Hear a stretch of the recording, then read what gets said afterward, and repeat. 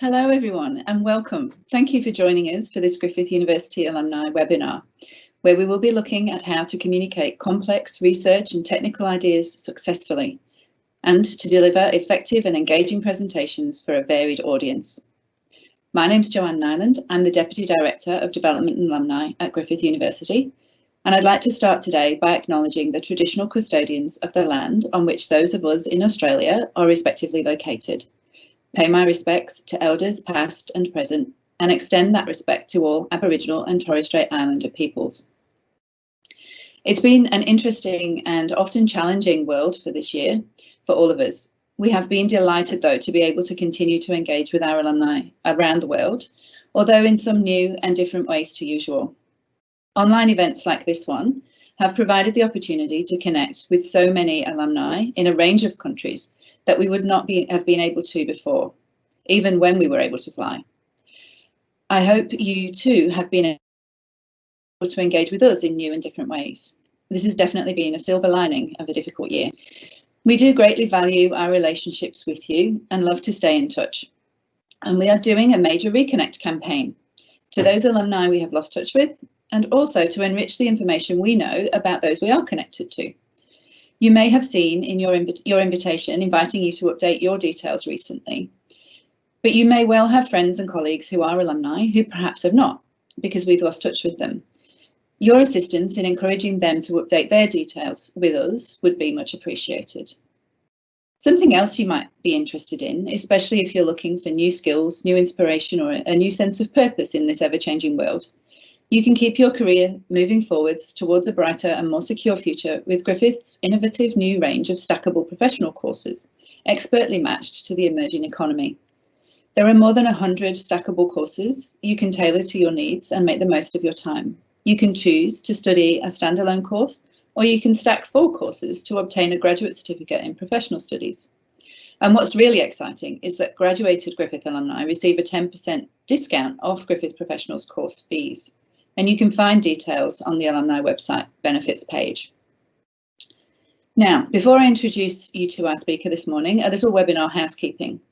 You would have seen in your reminder email a link to our website FAQs, which outlines some of the tips on how to participate in today's session. However, just a reminder that you can ask questions about the content at any time in the Q&A panel on your screens. I also need to let you know that this session is being recorded and content will be shared at a later date. If you would like to post a question but don't want to be personally identified, please check the anonymous box at the bottom of your question panel. We do encourage the conversation to continue after today's session, so please feel free to share any key learnings from today using the hashtag Griffith Alumni on your social platforms such as Facebook, Instagram, LinkedIn and Twitter. I am delighted now to introduce to you Moira Major. Moira has been a familiar voice on Gold Coast Radio for close to 15 years and loves speaking in public, whether it be through our airwaves or in front of an audience. Through her work as a journalist, Moira also knows what it takes to work with the media and enjoys sharing this knowledge with others. This passion has led her to helping others find their voice through her public speaking training company, Major Confident, which helps find strategies to gain an audience's attention and keep them listening for longer. Communicating research and technical things to a diverse audience can be challenging. During this session, Moira will help you with skills to build confidence, prepare and communicate complex research and technical ideas successfully, and deliver effective and engaging presentations for a varied audience. So now I will ask Moira to unmute her microphone and I will hand you over to her. Moira. Hello, it is a pleasure to join you, and I have been on radio here on the Gold Coast for a number of years. I studied at Griffith University straight out of high school, and I did a Bachelor of Creative Arts it was a drama and also writing. So for a lot of you very intelligent people out there, that means pretty much bugger all, and I've just got a piece of paper at home. I did go on and do my honours though in drama therapy, and then I also studied journalism as well. So I am in awe of all of you for being so much more intelligent than I am. However, hopefully today, I hope that I can help you with something that I do have a lot of knowledge about, which is speaking in public. So pretty much my background, I started on a radio station called CFM here on the Gold Coast, which was a breakfast radio. So that meant that I'd get up very, very early in the morning, and I chose radio. Even though I had studied theatre, I chose radio because I could speak, but no one would see me. So that was a pretty big thing for me. I did have a bit of a fear of public speaking. Ironic, really, that I ended up in radio. But what I did over my time and I was there at CFM for about 10 years, I did find that I had to improve my skills of public speaking, because as my career sort of continued, there were more opportunities that I would have to present to larger audiences, host events, all that kind of jazz. So pretty much what I did was started to learn tips and tricks about how to present and also how to speak in public, get rid of those nerves, which is a big thing. I'm not sure how many of you have a fear of public speaking, and I'd love to hear how it affects you as well today. So feel free to add comments throughout the session today. Even though I work in radio, it is actually always nice to interact with people when you are talking for an hour. So it'd be great to hear from you along the way as well. So pretty much the first thing that I want to talk about today is just how difficult it can be to speak about something that you're very passionate about to an audience who has no idea what you're talking about.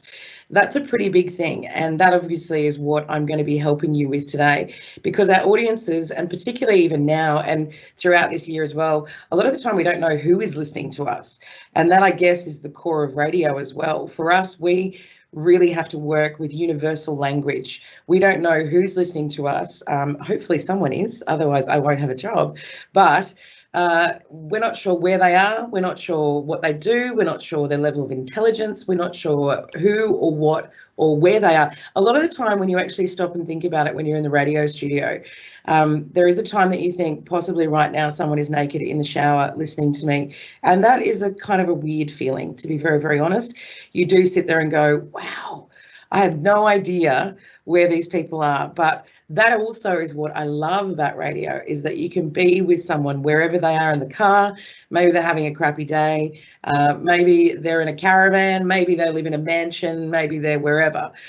That's what I love about radio. And that's really something that I've taught myself over the years, how to give that universal message. So today, that's pretty much what I'm going to do. So let's initially look at the fear of public speaking. So the fear of public speaking, it's got a fancy pants name, which is glossophobia, which really just means it's that feeling of butterflies and nerves. A lot of people have the nervousness hits them differently. So a lot of people get shaking hands. I have a tendency to get a sweaty upper lip, which is very classy. Either it's shaking legs, it can be wanting to vomit. It could be wanting to wee or poo or do whatever the hell your body, basically your body goes into a fight or flight mechanism. When you are nervous in that particular zone, when you think you've got a speech coming up or you're about to walk up on stage, your body hits this weird increased heart rate. And of course, you've got your sweating as well.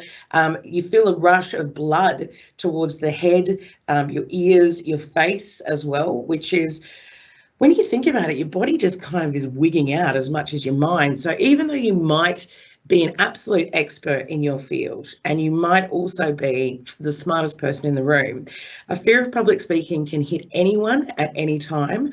And so I'm going to give you initially just a couple of tips on how to get past that fear of public speaking. So what is stage fright? Let's call it stage fright as opposed to a fear of public speaking, because that does sound a little bit fancy and, you know, scary. It basically is, we're worried about a number of different things. We're worried about what people think of us. We're worried about our reputation. We're worried about, are we going to stuff up? When I work with kids, and I work a lot with kids, we talk about the fact that all of that fear of public speaking is just our thoughts. There is all of that anxiety that comes from thinking, oh, what are they going to think of me? Are they going to hate me? Are they going to laugh at me? Am I going to stuff up? It's all in our mind. So what's the way in which that we get rid of that? How do we get rid of that? Well, we rehearse. That's one of the biggest things. There is an unlimited amount of times that you can rehearse your speech. There is an unlimited amount of times that you can go over it. Whatever you need to do, that's pretty much. Yesterday, I did a seminar with a whole heap of kids, and there was one kid who said to me, I said, how many times do you think you need to practice a speech? And straight away, hand up in the air, and he said 5 million. And I said, buddy, you're on it. You've got that. 5 million. That would be interesting and exhausting, but it doesn't matter how many times you rehearse it. Your audience isn't going to know if you stuff it up as well in the middle of your speech. That's one of the big things I want you to remember as well.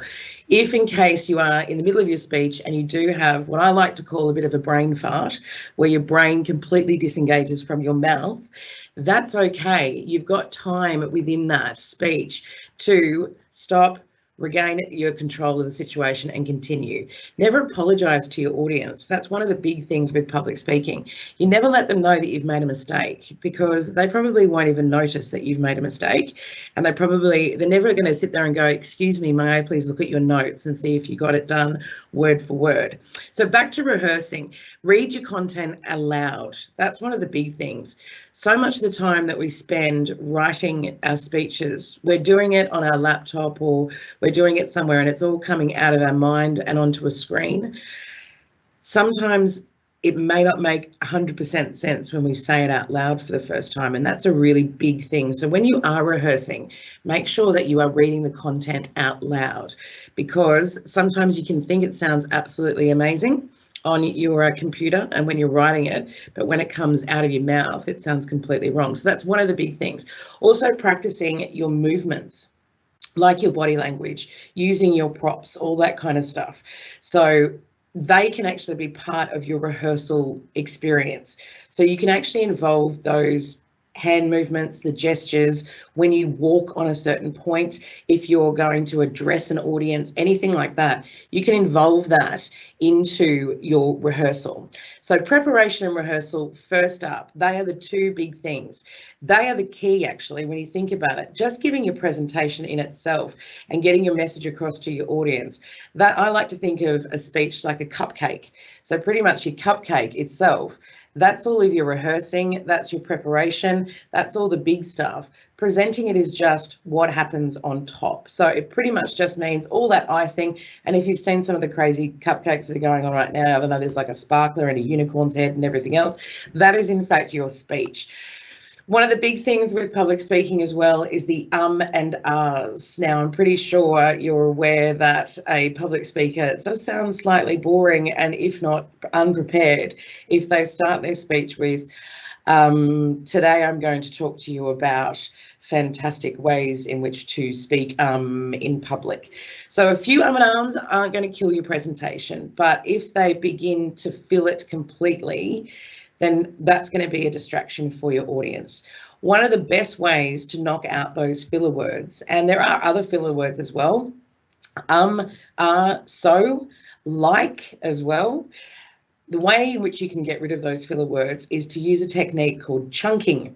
Now, that does sound like a character from The Goonies, which was a fantastic 80s movie, but chunking means that you are splitting your presentation up into short bursts of words, followed by a short break and then continuing on with another short burst of words. Basically, it's cutting your speech down into more manageable parts so that your brain and your mind continue to follow your presentation without thinking that you have to get from the very top to the very, very end as quickly as possible. So that's your first tip. It's called chunking. No doubt you will think of the character from Goonies whenever you are thinking about the word chunking, but it will basically help you get a speaking rhythm and making it easier as well for you to avoid the filler words that we mentioned, like, or so. There is a credibility factor, I think, if you're standing in front of somebody and you're talking about a fantastic piece of research you have and you start your sentence like what I'd like to fully say to you today, you are sounding a little bit like a 15-year-old girl, but doing that chunking factor and making it easier for yourself, that's a way in which to avoid those filler words and also help your audience to not be distracted by those filler words as well. And non-verbal behaviour, that's a big one as well. You can actually be speaking and presenting your research, presenting any form of a speech, and your non-verbal behaviour will distract your audience because you can be saying one thing, but your body is saying another thing. So one of the first things is don't self-block. When we get nervous, we do have a tendency to try to minimise ourselves And we try to think about it as that we're trying to hide as much as we can when we're nervous. By self-blocking, you're actually barricading your body from your audience. So that's one of the big things. Also, avoiding self-touch. Now, that sounds a little bit naughty when you say it like that, but what I do mean by that is cracking your knuckles, touching your face, moving your hair, all that kind of stuff. That is another thing that's going to distract your audience and will, in fact, you know, you want them to be listening to you and your message alone, not thinking how many times is she going to touch her glasses or flick her hair. And then sometimes, in fact, and people I've worked with before as well, they've said that they've been so distracted by some of the non-verbal behaviour of the speakers that they, in fact, stopped listening to the speech. And they started counting how many times a person would, in fact, touch their nose or touch their glasses. So that can also be really, really distracting. The other one is the hands. Now, this is from one of my favourite movies, one of my favourite actors. I don't know what to do with my hands. That is a big thing for a number of people. Speaking with your hands is a natural thing. That's what we do. But what we want to think about is staying within the box. So that's pretty much your personal space down here. The reason why we're not going out here is because we're going off into jazz hands. So pretty much we want to be making sure that we're staying within our box. It's from your chest to the bottom of your waist. It does become distracting if you're flapping around like you're basically chasing a fly across the stage. You've got to also make your gestures purposeful, just like bullet points for your speech. They can actually almost emphasize your speech greatly when you think about it and you are presenting difficult research to an audience. Using your hands can, in fact, make your point easier to be understood by your audience. So say you have two different things. You have one side of an opinion and another side of the opinion, and you want to bring them together for your audience. Those simple little hand gestures help your audience listen, and they're now listening and they're looking at you as you present as well. If you are working with numbers, one of the big things is to actually show how many numbers you're talking about. So I've got 4 different points today. The first point I'd like to start with, the second point, the third point. It helps your audience stick with you a little bit more.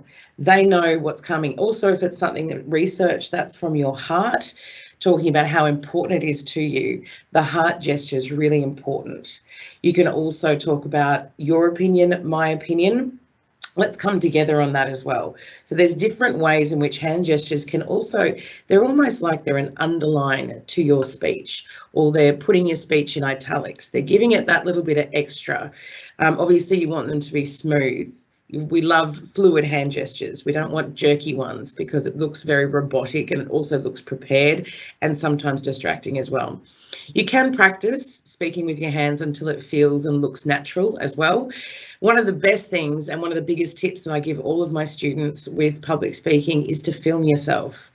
The reason why we film ourselves is because we can actually see what our audience is seeing.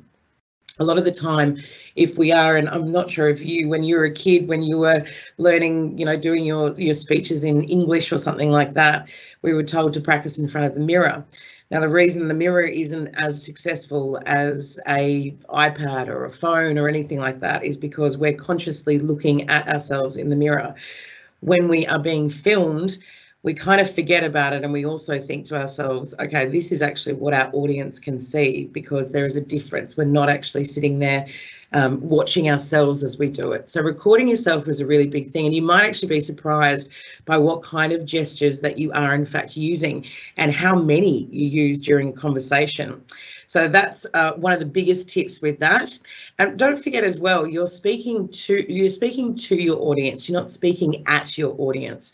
So you've really got to add a little bit of pizzazz as well to your speech. Do you have stage presence? That's one of the big things.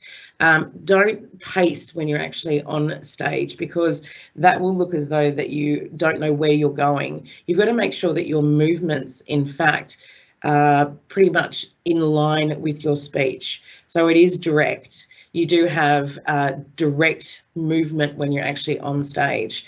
Of course, we do have adrenaline pumping through our bodies and we do get very nervous. So moving, in fact, does help you with that particular situation as well, because it lets out a little bit of our nerves throughout our body. Now, let's get to the crux of today, which is making sure that we get our message across to our audience. The last thing you want to be doing is presenting and your audience has no idea what you're talking about, or also gets distracted by the fact that they don't understand what you're talking about. So let's get to our first point. Get to the big picture first. So for a general audience, start with why people should care about what you're saying, why people should care about the research that you're presenting, and then go into the details. Remember that having a conversation in a second language. So remember that feeling if you're listening to someone who's talking in a second language. You'd feel isolated from the conversation. And it can be challenging as well, and even embarrassing if you don't know what someone's talking about. So explain to them why this information, in fact, means something to them. We see a lot of the time with audiences, if they don't understand what you're talking about, a lot of people don't feel confident enough to question you on that. So, for example, I was listening to a financial planner. I hope I don't have to be doing that for too long, but no offense if you're a financial planner, by the way. Over the years, my father, who is very much into financial planning, has spoken to me about negative gearing, I would say, a number of times. And in the 20 years that he's spoken to me about negative gearing, I have never once understood a single word that he's been talking about, because I have absolutely no idea what negative gearing is. So I've got a couple of clients who are financial planners. I've made them do speeches for me about what is negative gearing, because I never had the opportunity. I was too embarrassed in front of my dad to say, Dad, I've got absolutely no idea what you're talking about. So for 20 years, he's thought that I actually knew what I was talking about, what he was talking about. But finally, through working with some financial planners, I actually now understand it. And I think that's one of the big things, is when you're in your industry, those words, that jargon, the words like negative gearing, in radio, the words like sales OBs, all those kind of things, that's language that we're really used to using every single day. So when you're talking to a general audience, you've really got to make sure that you're not using that jargon that you're used to every day and you expect your audience to understand, because that's when they actually will stop listening, because they're embarrassed to ask you what exactly you're talking about. So back to the negative gearing, I was embarrassed 20 years ago to ask Dad, hey, Dad, I've got absolutely no idea what you're talking about. But for 20 years, I've actually had to go through conversations of him talking about it, which was boring as bat poo. But now I understand it, because I actually finally got the guts up to ask someone what on earth they're talking about. So our big things is, they're not going to invest their effort into your speech if they don't understand your research. So you've got to let them know why they should care about your research. What is in it for them? And that's a big thing. Speaking slowly, of course, and clearly. You've got to show your excitement for the topic. Make it easy for your speech to understand your research or your findings by enunciating and speaking slow enough for them to process all of this new information. Take it slow and easy, but don't be boring. If you're droning on in a monotone tone, your audience will tune out, which is almost just as bad as using jargon. So keep it exciting, and if you don't think it's cool what you're talking about, make it sound exciting for your audience. They want to be involved with what you're talking about. Using simple language and sentences. So that's kind of back to the main point. There is a lot of times that we get caught up in the language that we use of our industry, or we surround ourselves with these fantastically large words, but no one else understands it outside of our industry. So one of the big things is using simple language and sentences, and also relating that content to your audience's life experiences. So you can use metaphors, you can use analogies, you can use a whole heap of different things to relate your research to your audience's life. Be also very self-aware and audience aware. Be conscious of how you're talking, your tone, your speed, your word choice, and the biases or values that you are portraying. And be concise. One of the big things is making sure that you avoid excessive details or long explanations or long examples. If you make it simple for your audience, they will find it easier to follow along with you. And one of the big things is also repeating your key points in different types of ways. If you're repeating your point, important concepts and takeaway ideas from your speech, that means that it's actually going to get further and further into your audience's mind. Some people as well may not understand your explanation of one particular point. So therefore, you rephrase it and you can in fact use a different example. And that means that for one audience member, they'll get it straight away, but for someone else, they might need you to say it a couple of times.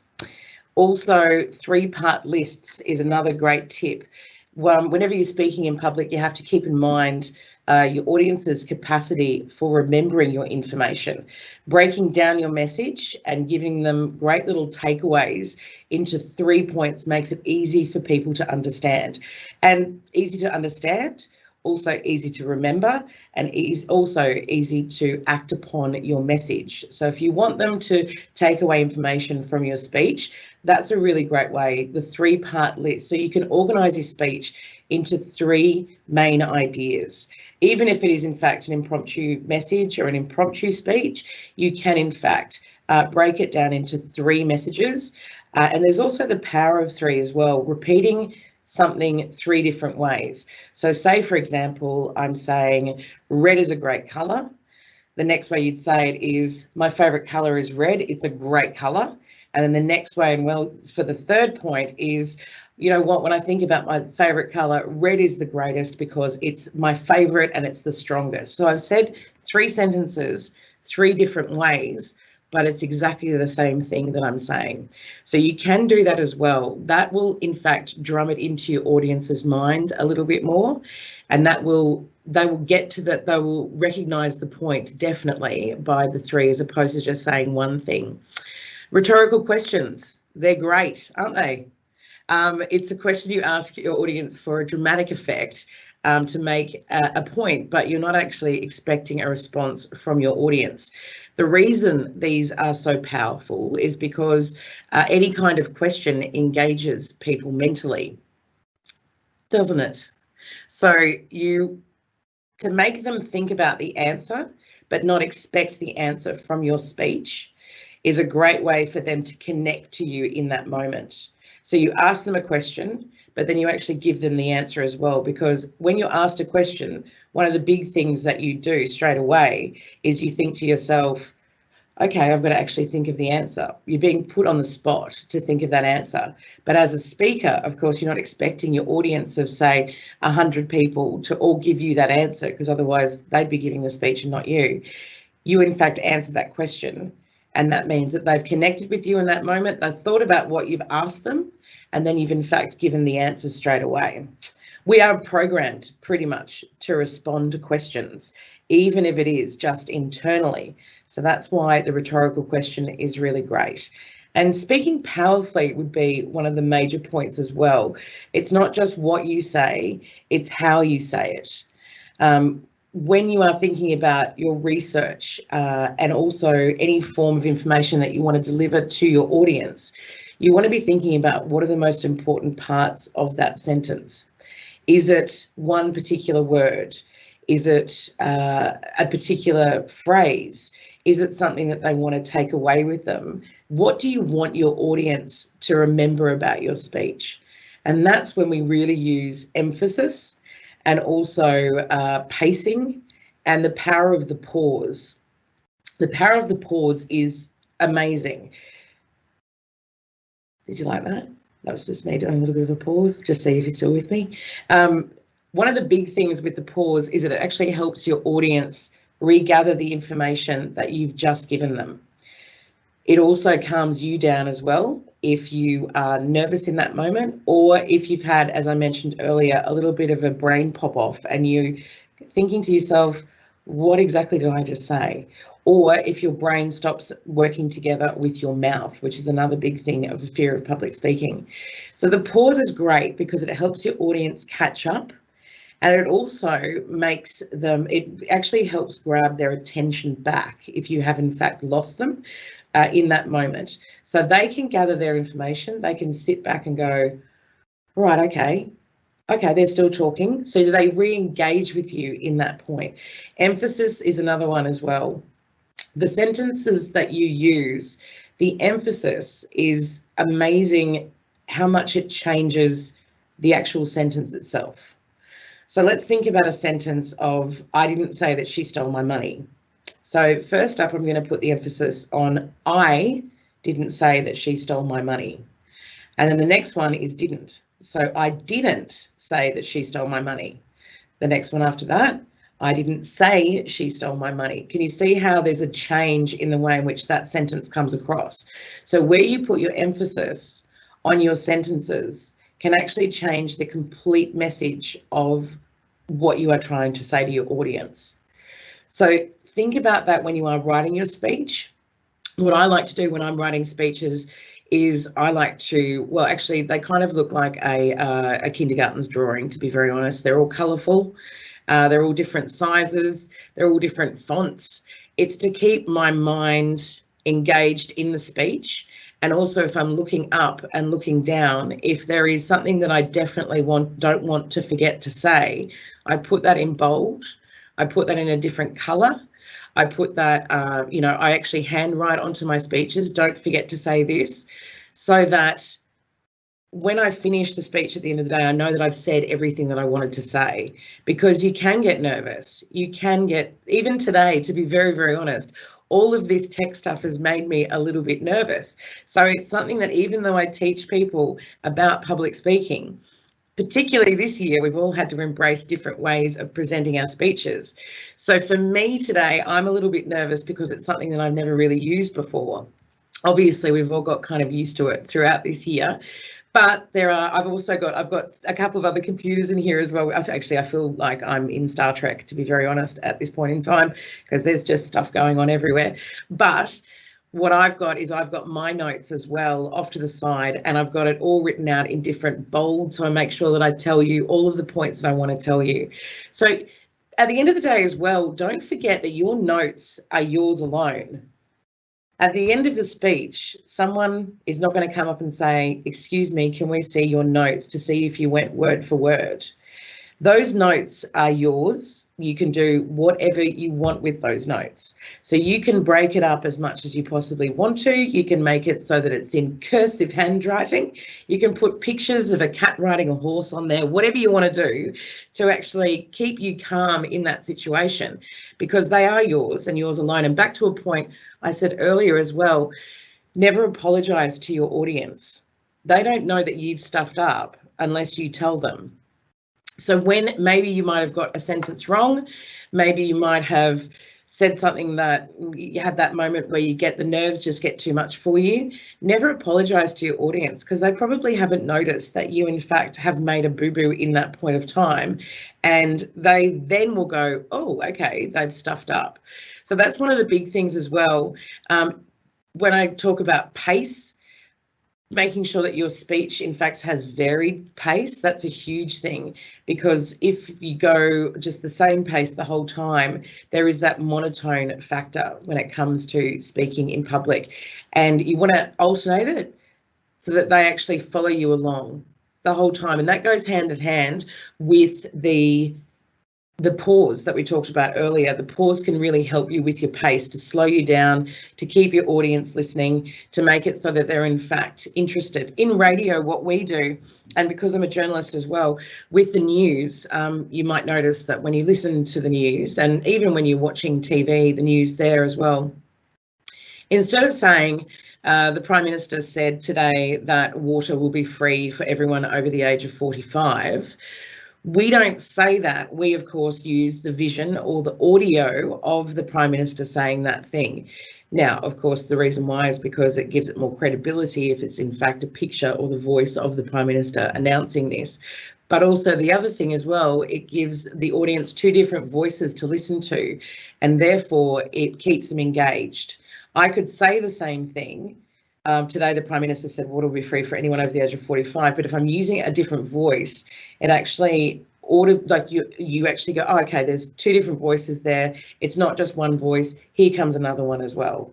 Back to as well how we can make sure that our content's getting to our audience the best way possible is to use relate the content to your audience's life. So use metaphors, use examples of how you can relate your audience, relate your research and your message to your audience itself. So say, for example, I study wildlife ecology. Why not? That sounds fancy. If I was to be talking to my audience, I'd be using examples of animals that my audience is familiar with, so they have a mental image of it. So say, for example, I'm talking about koalas. Instantly, you have a koala in your mind. You are either thinking of Kenny Koala or you're thinking of the caramel koala as well, one of my favourite treats.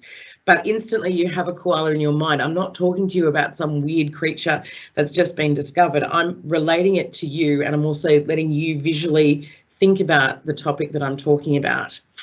Think about what your audience would know, would understand, those universal things, the primal things in people's lives. That's how you relate it back. Any form of research, any form of a speech, you relate it back to your life, to their life, so they can actually be on a journey with you. Find that you can put your research into a context for your audience. Find a way in which to do that, so they are going to be able to relate to it. Be careful as well not to get too complicated with your research. Complex analogies as well, or examples, they require a lot from your audience. They require a lot of extra thinking. You don't want them to be all of a sudden, we're talking about koalas and they're daydreaming about something else because you've given them a complex analogy. And then they will be just sitting there thinking about that as opposed to listening to your message. The most important thing is that you want your audience to be with you. You want your audience to understand what you're talking about. These are the big things. So the other thing is to be audience aware, to be self-aware as well. Be conscious of how you're talking, and back to that other point about your speed, your pace, your word choice, what you're portraying to your audience. You can pay attention to how your audience is reacting. Now, this is the difficult thing about, of course, the way in which we've found ourselves this year, where we're delivering webinars to faceless people. You know, I don't even know if there's anyone actually listening, which is kind of a bit strange, but that's kind of similar to the way in which radio is. So I'm used to that. But when you are, in fact, presenting in front of live people, oh my goodness, when do we do that again? That would be nice. You can see how your audience is reacting to the messages that you're saying. You can see if they are confused. You can see if they're quiet, if they're uninterested, if their eyes have glazed over, if they've in fact fallen asleep, all that kind of stuff. You can see that. So you can see how to explain something in a different way, possibly, if you think that you've lost them. You can also have a moment of directing yourself towards that particular person. If they're looking confused, you can go back to that point again. One of the greatest ways as well with public speaking and with speeches that are complicated is to ask those questions a lot. We talked about the rhetorical question. Use that a lot to actually make sure that your audience is along with you. Of course, those things, the audience aware is different when it comes to things like webinars and also all this kind of fancy tech stuff. That's difficult. But I guess the big thing is you've got to be making sure that your message is very clear, concise, it's very simple, and it's also easy to be understood. So you've really got to work extra hard when it comes to webinars and things like that, because you don't have that audience awareness, which is difficult. We do have a question, which is lovely, saying I'm a very confident speaker when it comes to public speaking, but it is those 5 initial minutes that often stress me out. Once I get in front of an audience, my face gets flushed and sometimes struggle to get through the first slides or minutes. Are there any strategies to manage the beginning of a public speech? Yes, there is. Breathing. That's one of the most important things. Clearly, if you don't breathe, what's going to happen? You're going to die. But One of the big things is breathing calms you down. It also helps bring more oxygen into your blood, and it also it's like a self-regulator. So in those first moments of your speech, your body has gone into what we were talking about earlier. It's gone into that fight or flight mechanism. You either want to hightail it out of there as quickly as possible, or you're going to face pretty much what you're going to do. So obviously those first couple of minutes, they're always the most difficult. You think to yourself, is this going to work? There's also, don't forget, in this wonderful world that we're in now, there's so many tech issues that could happen in those first couple of minutes.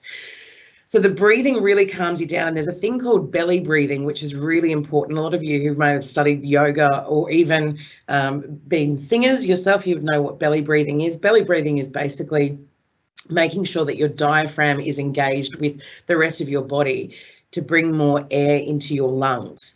That's one of the big things. So that breathing, your self-regulator, calms you down in that moment and also helps you focus on what you are in fact doing. It also gives you something else to focus on. So instead of being nervous in that moment, you will in fact focus on your breathing and therefore make it easier for yourself. I'm just going to have a sip of water for just one moment. Hang on just a second. Another great tip is room temperature water.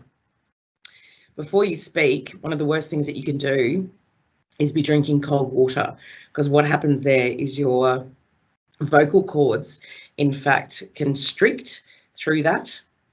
The other thing as well, one of the worst things, and I know that I got told not to, and I have to be an Instagrammer apparently now and try to do this, is a latte. The reason why is a latte or any milk drink will in fact coat your vocal cords and make your voice sound a little bit like Kermit the Frog. Or throughout your speech, you'll be constantly trying to clear your throat because of drinking milk or any kind of milky product before you speak, coats your vocal cords in that kind of yucky kind of phlegmy stuff.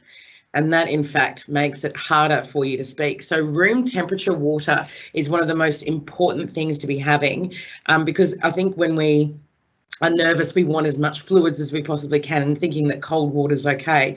Cold water constricts the vocal cords and therefore makes it tighter in your voice and makes it harder for you to speak. There is a lot of, there's a couple of other questions as well. We've got one from Nicholas who says that the filler word is okay, and that's a huge one as well. So back to those filler words we were talking about earlier, the ums, the ahs, the likes, the so's. Okay is another one that we feel, it's just one of those words, okay. And Nicholas, I'm not sure if you're using it at the end of your sentences or at the beginning of your sentences, but okay is certainly one of those ones that means, when you think about it, the filler words mean nothing. The actual definition of the phrase is it even a word?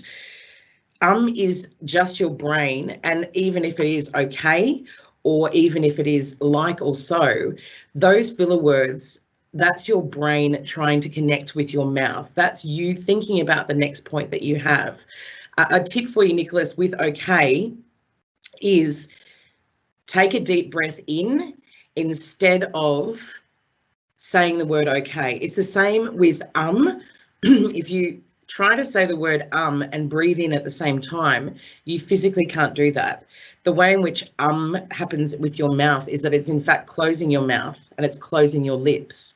So instead, if you feel as though you have that moment of what's my next point, where am I going next? Have I still got my audience? And that's usually where your filler word would come in.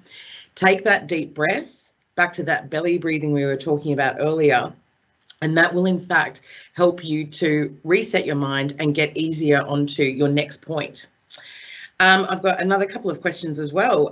Should we write out all the words we want to say or just the main points, use bullet points and then speak around them?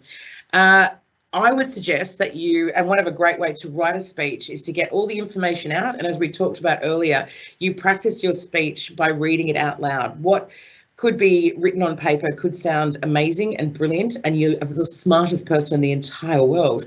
But when you read it out loud, it very well may sound like a bucket of poop. So what you want to be doing is writing the whole speech out, making sure that it all makes sense, and then reading it out loud. And then I guess it depends on what's easiest for you. Back to that chunking point that I said earlier, as long as you're in short phrases, as long as you're in short points, you can have the whole speech written out if you want to, or you can have your main points and then bullet points as well. The big thing about public speaking, and this is something that is the reason why pretty much I've become so obsessed with it, is that there aren't any rights or wrongs. As I mentioned earlier, your notes are your notes. So you as a public speaker is the best version of you, if that makes any sense. It's just a louder, more public version of yourself. So whatever you need to do to make yourself comfortable, so if you want to write out the whole speech, or if you want to use bullet points and then speak around them, find what it is that's comfortable. The reason why I think so many people have a fear of public speaking is because we're told a certain way to do it, and we don't in fact all fit within that box. And that's a huge thing for a lot of people. I think everyone thinks that public speaking is at a lectern with a microphone and you've got your notes or you've got your palm cards.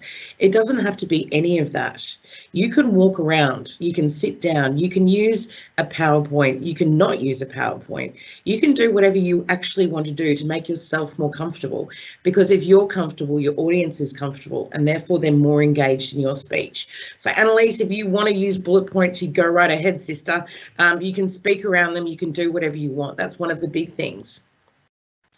Vanessa as well, they're making your mind go blank. I've definitely heard of that. That once again is your brain and your mouth not wanting to work together. And that's a huge thing for a lot of people. That in itself is having what I called earlier a brain fart. That is exactly what it is. That's exactly what I meant. One of the big things is to keep your rehearsal will in fact help you with that, so that you are in fact very comfortable and very confident with your speech. Also making sure that your notes are well set out for yourself so you have a backup. One of the big things is making sure that you have a lot of stuff around you that's going to support you on the day. Like I mentioned with the latte, if you've got a massive presentation to be giving in 5 minutes time, why would you go and drink a milky drink that's going to make your voice sound basically like Kermit the Frog? Why would you wear on that day, and this is for the guys and for the girls, but why would you decide on the day of your massive speech to wear your 10-inch high heel shoes that you've never actually worn before? What is it? Why in that moment? Make it easier for yourself. So removal of those things that can in fact make it so that you have that brain fart or excessive nerves. Have 3 copies of your speech, because there's no doubt on the day of your speech, you're going to get there and go, oh my God, I left it on the kitchen table. Much like when I left my house this morning, I left my laptop on the kitchen table, which had my entire presentation on it. Those nerves make it even worse for yourself. So be gentle in that time. Have you any tips for dealing with a disruptive member of the audience? Oh, George, oh, do I ever. You can go 2 ways with a disruptive member of the audience. You can either focus on them and make them uncomfortable, or in fact ask them a question in that point of time to put the attention onto them. Or you can choose to ignore them and remember that there are a number of other people in the room who in fact are listening to your speech. I've never had to get to the extent where I've had to ask someone to leave, which is good. I think that's pretty good.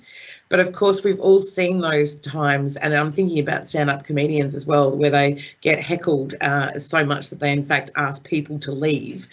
The big thing is the disruptive member of the audience, it does look as though they're the ones who are drawing attention to themselves, but there's a number of other people in that room that are listening to you. So you can go, like I mentioned earlier, go one of 2 ways. You focus on them, you give them your attention, or you also remember that there are a number of other people, there are another number of people in that room who are listening to you. Any advice on how to dress for in-person presenting and digital presenting? Make it comfortable. Make it as comfortable as you possibly can. Of course, one of the big things that I talk to people about is if you are presenting on a regular basis, you make it so that you have a uniform, which is a huge thing. So a uniform makes you feel more confident. It also makes you feel more comfortable and you know what you're going to get. Now, this is to mainly the girls as well. We know that when we're getting ready for something that's important, we can try on 15 to 20 different outfits. Come on, you know you do. So one of the big things is you find something that you're comfortable with and you wear that every time you present. Guys, you've got it pretty easy with suits. Girls, we need to start wearing suits as well. There was a great study done by a graphic artist in New York. And what she did was she went and bought 5 pairs of black pants, the same shirt 5 times, and she wore that for, I think, a couple of months. And she did a study on it, which was really interesting. She said her creativity improved because she didn't have to think about what she was wearing. Her productivity included as well, because she could just basically get up and go out of the house every time. She could just get up and go. That was it. She knew exactly what she was wearing. She knew exactly what she was doing. So that's one of the big things. Find something that you're comfortable in and wear it all the time for all of your speeches. You look at our politicians, and Julie Bishop's fantastic for this. Julie Bishop always, other than her Terminator stare, she always looked like she was on point with her clothes. And if you look back at everything that she would wear, she had basically a uniform the entire time through her career. And that also includes her shoes. I'm pretty sure some of us will remember those amazing shoes. So dressing for in-person presenting and digital presenting, the best thing about digital presenting is you may not be wearing any shoes. Am I wearing shoes right now? You don't know. Just make sure that what you're wearing isn't distracting, as in loud jewelry that shakes and all that kind of stuff, anything that can distract your audience. What do you do when you're so nervous that you forget to mention something in a previous slide and you are currently on another topic? Is that actually me as well? Well, you know what, that's probably a point where you can say, I'm just going to pop back. Be honest with your audience. Why feel as though that you actually have to be perfect in front of your audience? If you do make a mistake, like right now, if I was to, there we go. So I've gone on to another slide right now. There is no problem with me saying, I'll just pop back to the other slide. You don't have to think, you don't have to say, hey guys, I've just stuffed up and I forgot to mention something in the other slide, so I'm just going to go back. You don't need to highlight it, but just be direct. Just say, okay, I'm just going to go back to this slide here because there's something that I think is really important and I forgot to mention it. So address that in a way in which you're being comfortable with your audience, that it's almost like you're having a conversation. I'm just going to pop back to this slide because I forgot to tell you something about the first point that I had about getting your message across. What is your view on using a joke or humour to connect with your audience? I think that's fantastic, as long as it's funny. And always try that out before you get up in front of an audience. There's nothing worse for all of us to see someone tanking in front of you. I think that's a great way. I think it shows that you're human, and that's a big thing. I think as a speaker, you don't have to be sitting there the whole time trying to be perfect. I think that you, in fact, can be yourself. So if you are using humour, I think that actually makes you connect better with your audience as well. Just having a look here if there's any other questions as well. So I'll just get to the end of the presentation because we've actually somehow, I don't know how, but we've actually almost run out of time. One of the big things as well is credibility as a speaker. Who are you? Who are you? Why should your audience be listening to you? Why should they know that you are in fact an expert in this subject? Tell them straight away what it is that you do, what you've studied. If you've been a structural engineer for 30 years, the audience needs to hear that before they connect with you. So it does, if you're discussing changes about structural engineering, if you're discussing and someone's thinking to yourself, well, who are you? Why should I be listening to you? So set up your credentials straight away, and also demonstrate it. Remember that your most important task as a speaker is to engage and influence your audience. So not just to deliver information. The information you're delivering will take care of itself. So develop your ear so that you can hear when you've been speaking too theoretically or too much of a generalization. Even discussing your vision without an end can be too much of a good thing. So make sure that you're listening the way in which you're speaking. We've got another question from Ben. I've been a lecturer for over a decade, and this is one of the best presentations about, oh, come on, Ben. You don't need to suck up to me, mate. We know you're lying. This is one of the best presentations about public speaking I've been to in this time. Oh, Ben, you're lovely. Thanks, Dad. Thanks, Dad, for sending the message in. That was really kind of you. I'm kidding. That's not my dad. He's somewhere talking about negative gearing. So today I want to recap some of those points, talk about something your audience is interested in. Why should they be listening to you? Tell them why they should be listening to you. Don't make it too easy or too hard. Also, change grabs attention, and that's one of the big things I want you to remember. Change grabs attention, and I mean the change that we're talking about: pace, pausing, different slides. You can actually even use music in your speech if you want to. That change will grab your audience's attention straight away. Tell stories they can relate to. Use analogies they can relate to. Don't think that everyone knows what you're talking about. Even though you live within your life of research or you live within your life of one particular topic, don't expect that your audience will in fact know anything about that. You don't need to talk down to them, you just need to talk to them. And that's one of the big things. Have frequent breaks, and that's back to that chunking thing I was talking about earlier. Make it shorter for yourself so it's not as difficult, and also make it concise. That's one of the big things that I want you to think about as well. When we love a subject, and I love talking about public speaking, and I love talking about radio as well, I could talk for a very, very long period of time about it, and I can get distracted and I can start talking about a number of different things. Do you want to listen to that as an audience as I'm going all over the place? No, you want to listen to something that's short, that's sharp, that's concise, and is just the root. I always believe as well, and pardon my French for this, I always believe that you cut the shit out of your sentences and you get straight to the point. And that's something that we've learned in radio. You can say one thing a million different ways, but make it so that it's like an arrow directly to your audience. All right, we do have a last question as well. Is it okay to read your speech if it helps you calm down and not freeze with stage fright? Yes, it is. But one of the most important things there, and we didn't even get time for this today as well, is make sure that you still have eye contact.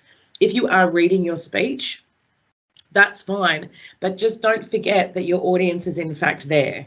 So you want to be making sure that your eye contact is continuous throughout it. And one way you could do that with your speech, which is written out, is that you can make sure that you highlight, and as I talked about it earlier, those notes, write on there, look up, or put an asterisk on there so you're thinking constantly, it's written into your presentation, written into your preparation, that you've got to acknowledge your audience.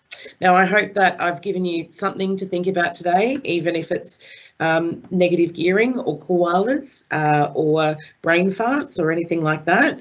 It's been a pleasure to speak to hopefully all, and Ben, thanks once again, I feel very special now, but thank you very much, and thank you to the whole team here as well for helping me through this. There is a reason why I'm doing it in their offices, which, like I mentioned earlier, technology hates me, so pretty much everything I touch goes to poop. I'll pass it back to Jo now as well for any further questions or anything like that. Thank you so much for your time, and I really hope that I've helped you deliver a better message to your audience. Thank you, Moira. Some really interesting insights there, and I know I certainly learnt a few things. One of the things I've found with doing webinars this year is that point you made that you don't know if anyone's listening, and there's no visual audience feedback, which is what I'm used to when I'm standing behind a lectern. But I suppose on radio that's always the case, so you're probably much more comfortable with this approach. And a good tip there about reading out loud and self-filming in preparation, I definitely agree with those. What's articulate in writing can sometimes be somewhat awkward when said out loud, and I imagine that would particularly apply with concepts that are complex or language that is technical. I also liked the thoughts around chunking, rhetorical questions and pauses, all very powerful tools, though I think some of them might take a little bit of time to get confident in using. I just used there too, so I'm going to stop that. The drink tips were also very interesting to me, particularly as both coffee and cold water are my go-tos. So I'm going to have to change that, I think, in the future. I really hope that everyone got as many great takeaways from that as I did. There were a whole heap of questions that we just weren't able to get to in the time. We will keep those and look to get Moira to answer those for you in coming weeks, and we'll send those that information out to you. Slides from the webinar will be sent to you via email after this session. So please keep an eye on your inbox in the coming days. This email will also contain a short event feedback survey. We really would appreciate you taking the time to complete this feedback survey so that we can continue to improve what we offer to you and your alumni community. If you want to know more about what we do in alumni engagement at Griffith, or the ways in which you can continue to be involved with your university, please get in touch anytime. We are social. We're on Facebook, Instagram and LinkedIn. Just search for Griffith University Alumni. And I do hope that your association with us will continue for many years to come. I'd like to sincerely thank Moira for being here with us today, and to you all for joining us online from all over the world.